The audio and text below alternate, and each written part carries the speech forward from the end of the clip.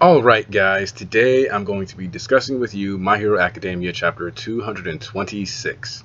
Now this chapter both does and does not have a lot of things to unpack. I think the storytelling is very linear, however it does end up providing you quite a bit of information. It opens up with the news report that is what ran around the time when Toga killed the boy who looked like Izuku that we saw in the last chapter, whose name is Saito. She proceeded to stab him at least somewhere in the chest or neck area, stick a straw in there, and suck the blood out. So that's what Toga's been on. Except you get a further detailing that she's been trying to drink blood since she was a child, and one of the things that people ask for is building of the world, how things work, what's going on around them.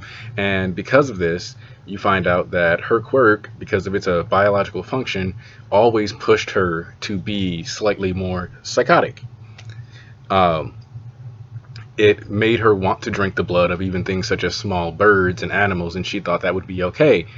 And that's not it. So we end up learning that in the My Hero verse, there's also basically concentration camps for quirks called quirk counseling, where they essentially teach you to repress your quirk if it has strange side effects. So the idea that she wants to drink blood is natural to her physiology, which, if you remember from the previous chapter, she stated, "I am living a normal life." So this just kind of goes in with the idea that in the same way your intestines want to push out poop, your quirk wants to quirk. So her quirk wants her to drink blood. Her quirk wants her to go out there and become other people. That's just the natural desire wired into her based on the fact that it's her biological function encoded within the DNA. No different than a bladder wanting to, help you use the bathroom or anything like that. The problem, though, is that obviously we live in a society, and in a society there are rules. You can't just go around cutting people and drinking their blood. That's not necessarily a problem, but it becomes a problem, and it's what leads to the marginalization and the ostracization of several people and different people who just fall through the cracks of what is essentially considered what is an acceptable quirk for society. I think the revelation that there's basically concentration camps, or not necessarily full-blown concentration camps, but programs to make you be less quirky, is a nice little touch to get within the My Hero verse. But one of the things that you also get is that it regularly fails people, and that even in the mind of Miss Curious, this was a natural thing. So as it progresses, though, you see that she tries to get away, she tries to fight back. She eventually gets her face exploded using the Detonarat patented chain ring. Now the cool thing about this is that it's a piece of tech reminiscent of the gauntlet, aka the full gauntlet that Deku uses in the My Hero Academia movie that came out this past September. So this lets us get further confirmation of that bleeding edge tech, as Stark called it, or nanotech in general, that she can just pop up a gauntlet and explode your face with it if she set up a mind on it already. That's actually a pretty good use of tech. I think the whole point of that is that she has a gauntlet that's lightweight but is durable, and she can repeatedly smash you and get free explosions off by constantly keeping it up and refreshed as a landmine. Very good for her meta ability, I should say.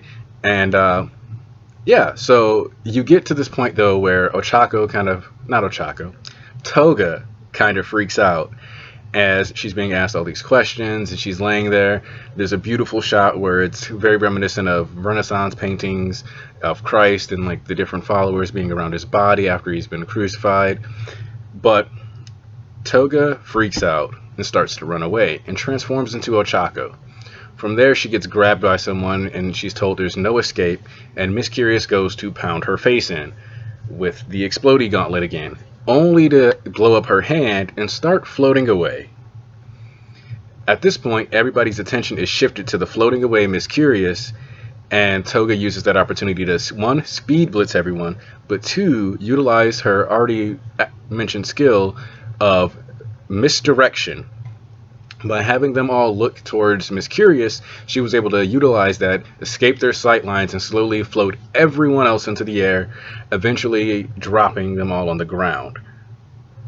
What's interesting is that Curious-sama thought that it was a quirk evolution, or the sheer high stakes of the situation caused her to develop another ability. However, Toga directly says, "Nuh-uh." In both the Viz and even in unofficial translations, but in the Viz it's even clearer. She's saying no, And she even goes on to internally say, I've been watching Ochako. I know how her quirk works. One of the things that might be reflecting of that, though, is that after she has enough people in the air, she starts coughing in the same way that Ochako throws up. Now, I understand some people will find this ability to be completely broken, and they'll say it's a pull and all these other things. But one of the things that My Hero Academia is consistently stressed throughout the series is that DNA matters. DNA is where the quirk factor is. DNA is stored in your cells. Your cells are stored in your blood. When you want to be a shapeshifter that requires genetic material, you are shifting your DNA to match that person's DNA. Therefore, it would only make sense that though it may take her lots of practice, by shifting her DNA to another person's DNA, she would also mirror their quirk factor gene. Okay, this isn't even the first time we've seen something like this in the series, though. The first time would actually be with Overhaul. You see, what Overhaul did was he essentially took his partners and spliced their bodies together, allowing their DNAs to be blended together, causing him to access Nemoto Shin's quirk. If you remember, while he was in Ashura form, as I'll call it, the arm sprouts out and Nemoto's mouth is on there, and he speaks and asks Eri a question using that guy's quirk. Furthermore, after they get split apart and he fuses with his ally, he's able to use his quirk again, accessing both of their genetic blueprints. This is later also reestablished with One for All, and the fact that it's actually a combination of multiple quirks throughout the ages. So the reality is that we've consistently seen DNA factoring in to what makes or enabling people to acquire multiple abilities, multiple powers, leveling up. One of the things that I also am just going to point out is that she can't use it properly. And I think that's part of where the fanaticism comes in. The longer she studies someone, the more time she spends around them, the more time she transforms into them, then she can slowly unlock it. It's very similar to Peter Petrelli from Heroes, but I'd also say it's similar to Miss Martian, especially if you've seen Young Justice. In Season 1, she goes to give a boy a blood transfusion. The way she does this is that she takes his blood and then it begins to mimic his DNA down to the cellular level, even changing her blood type so that it would go from Martian blood to human. So we know that Horikoshi is a fan of Western comics. There's a good chance that that's what that was intended to be a nod to. It's a shout out to that type of shapeshifting. It's very common to, even in some video games, like if you play Mortal Kombat, for example, if Shang Tsung turns into someone, he begins to use their moveset instead of, you know, just his own fighting style, but in a different body. Though Toga does not have access to the quirks in the My Hero 1 Justice video game, she does in fact fight like whoever she turns into. That being said, that's not what I consider to be the most fascinating thing about this chapter. Previously, I said that the Gigantomachia setup was reminiscent of the UA entrance exam and having the 0-pointer drop. And here we have another parallel between early My Hero and the villain's arc. And what I mean by that is that this fight is very much Bakugo versus Uraraka Part 2, but done in a different format.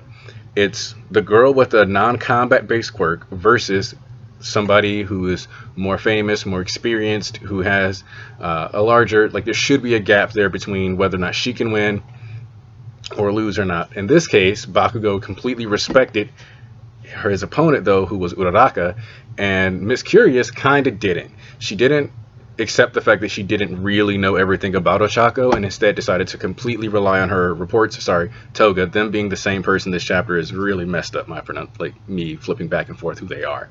Sorry so much.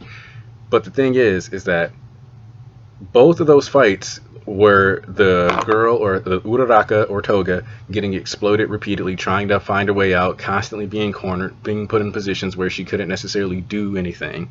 The main difference being that Ochako did not manage to actually get to touch Bakugo, and Toga did. Toga got close enough to her Bakugo so that she could touch her, activate the 0G, send her flying, and make sure that not only did she go flying, the rest of her allies did too. And the same way that the fight between Uraraka and Bakugo ends in a meteor shower, this one ends in a shower of bodies. So one of the things that I want to say here is that if this arc is truly to parallel early My Hero in the sense that we have the entrance exam being set up, then this is also a bit of the sports festival being mixed in now with the repeating of themes.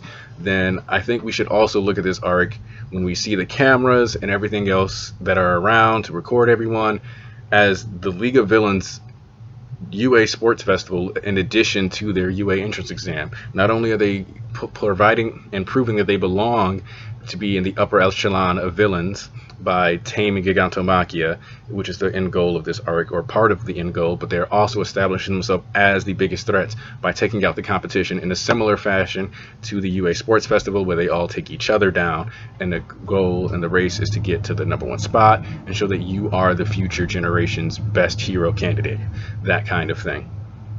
So you have I don't know if any other arcs are going to get like a heavy parallel. You could argue that this entire wave we've been paralleling early My Hero with them being on a mission to save Giron, even though they're technically outgunned and should not be there, and mirroring the rescue Bakugo arc, but instead of it being like to rescue a brash, loud person, it's to rescue somebody who's quiet. You've got these parallels between Giganto being the 0-pointer that's going to drop up, the inherited power of All Might being passed to Deku is mirrored by All For One handing a power from himself to Shigaraki, essentially. And then you've got this sports festival with the cameras and everything being ready to broadcast what was supposed to be the Resurrection Festival of the Liberation Army, but will instead be the League of Villains' chance to declare, we are here. I think this is an extremely fascinating route that Horikoshi is trying to take. I don't know which other arcs he might be incorporating into as far as mirroring thematics. There could be, because the combat format seems to be the overhaul combat format. The circumstances and the layout seem to be like with the 2-3 chapters per fight, and then we're going to get backstory, learn things about the characters, and keep it moving. So that's like from the overhaul arc. We're taking the UA entrance exam and making that the end of this arc, where Gigantomachia likely shows up as Shigaraki and Redestro are fighting. And then we also have the UA exams being mirrored here. Furthermore, the reality is that in the same way that during the internship arc, Izuku and all of them kind of were fighting a guy who was chasing All Might's ideology and his ideals, who was like a rabid fanboy of that. Shigaraki and crew are stuck taking on the fanboy slash son of an older idea, an older generation, being the Liberation Army and Destro's original like premise and goals and ambitions. So we've got them. Both parties are taking on zealots here. We've got a lot of early My Hero parallels, and I expect us to see more and more as this goes on. Let me know what you guys think of this chapter. I thought the art was beautiful. I thought getting further establishment that Toga is crazy, but not exactly crazy, because at the end of the day, she's wired to be like this. This is her genetics. This is another downfall to hero society, but in reality it's the quirk-based society, which is what Overhaul was talking about when he said this stuff is like a disease. It really can damage you and mess your head up. In a similar way, not exactly similar to Twice's, because his is more of like a PTSD story, but at the end of the day, if he didn't have that quirk, if his quirk had come with those restrictions, if the clones didn't have such a strong sense of identity, what happened to him would have never happened. And in this case, if Toga's quirk didn't naturally predispose her towards drinking blood, she wouldn't have ended up in that position. She wouldn't have had to desire these things. She wouldn't have ended up on the street for like 2 or 3 years, learning how to be an assassin, apparently. There's just a lot of things that, because of quirks, are constantly showing people get problems. We were introduced at the early part of this chapter, or arc, with Spinner being ostracized as that lizard dude. Shigaraki accidentally killed his entire family. Quirks are, as much as we love to see them in like this fantastical light, we are seeing the dark side to quirks even existing in this arc, in the way that that shapes people. And I think that's a fascinating route that Horikoshi is going, because a lot of people love to do the, oh, which anime universe would you want to live in? And sometimes it's a very clear cut, like for example, Attack on Titan. If you live inside the Wall Maria, especially in early Attack on Titan, it's obviously not a series or a world that you want to live within. Some people say that My Hero is kind of a preferable world to live in as far as anime universes go, and Horikoshi is kind of showing you all the ways in which that goes wrong and that that's not true, which I think is a fascinating, angle to go down, of especially considering most mangaka try to sell you on their world, and in this arc he's almost selling you on the idea that this world is trash and that you don't want to be a part of it. So if you enjoyed this, if you enjoyed the analysis, the comparisons, and the parallels that I found between this current arc and early My Hero, please let me know down below. Like, subscribe, share. If you're enjoying the content, please share. Other people might too. As always, though, have a great day. Anaki out.